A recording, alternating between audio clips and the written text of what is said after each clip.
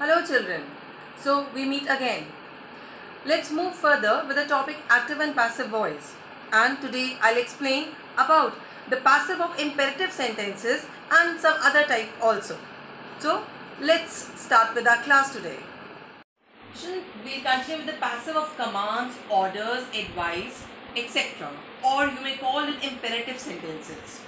As we have studied in the chapter sentences that imperative sentences are those where a person gives certain command, advice, order, etc.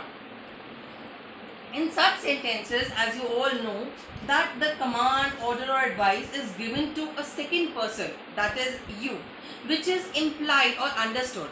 You need not mention in the sentence that you have to do this, you have to do that, or you are commanded, you are ordered, or you are advised. It is already understood. In imperative sentences, passive voice may be in different forms, basically in two forms. The first one is let plus subject plus be in assertive and not be in negative sentences plus third form of the verb. Secondly, if the command, order, advice is given in the sentence or such sentences that begin with please, kindly, etc., then their passive voice are formed beginning with you are requested, you are ordered, you are advised plus first form of the verb plus object. Now children, these 2 points will be made more clear with the help of these examples. First one, post this letter. Let this letter be posted. Work hard. You are advised to work hard. Please sit down. You are requested to sit down. Children, some more examples are never tell a lie. Let a lie never be told. Kindly go through this application. You are requested to go through this application. Now I have already told you, if it is written kindly, we use you are requested, or even if it is please, then we use you are requested. But in certain sentences we could also use you are ordered or you are advised. Like you should see a doctor regularly. You are advised to see a doctor regularly. Let's continue further with the passive voice of infinitive verbs. Now, what are infinitives?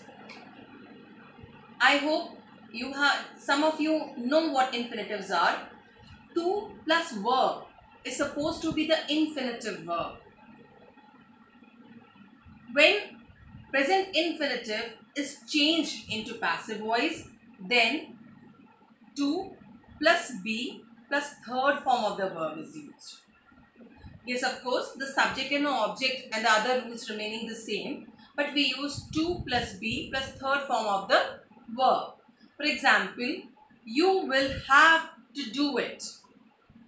Now, here it is the object which becomes the subject in passive voice. It will have to be done by you. Similarly, second one, when infinitive is changed into passive voice, then main verb is not changed. Like here in this example, to bring is the infinitive. I expect to bring her round. I expect, and the main verb is not changed. I expect her to be brought round. Thirdly, the sentence having it is time to are changed in the following way. It is time to close the shop. Now the passive of the sentence will be it is time for the shop to be closed. Let's see some more examples to make it more clear. The paper is to write on. The paper is to be written on. Pakistan wants to annex Kashmir.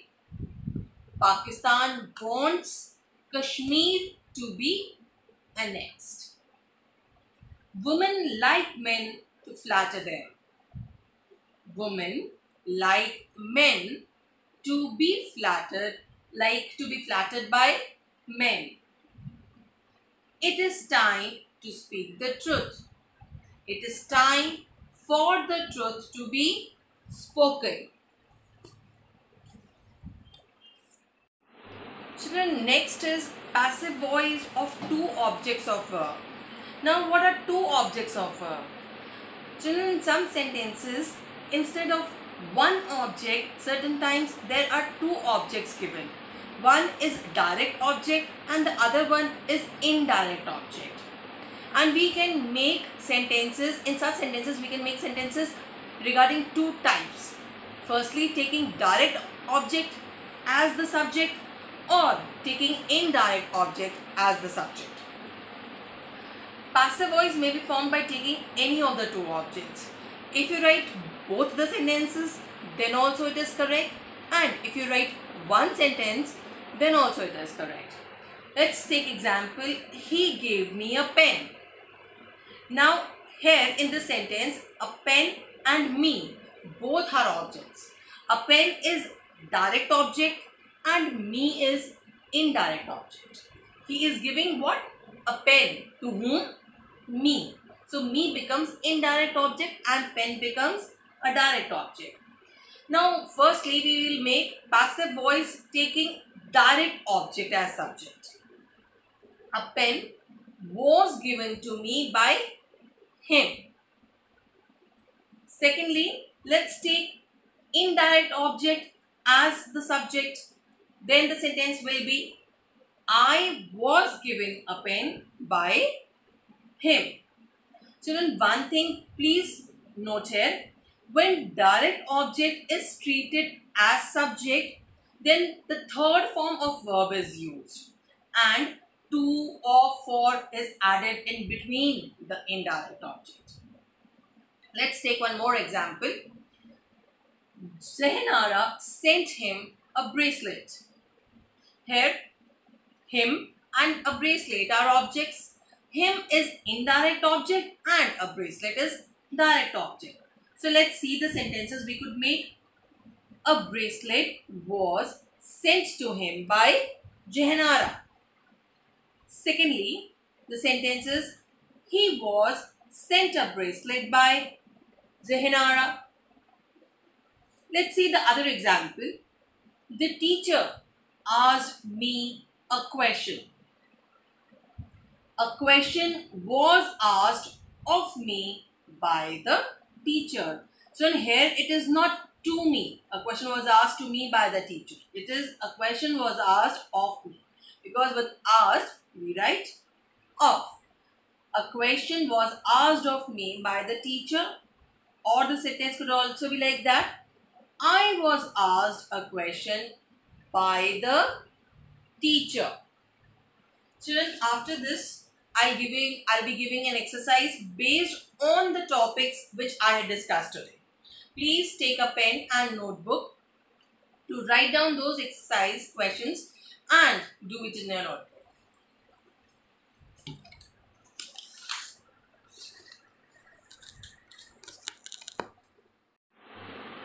Children, please, you may note down these questions in your notebook and do the exercise. Children, we will further continue with the rest of the part in the next class. So, thank you.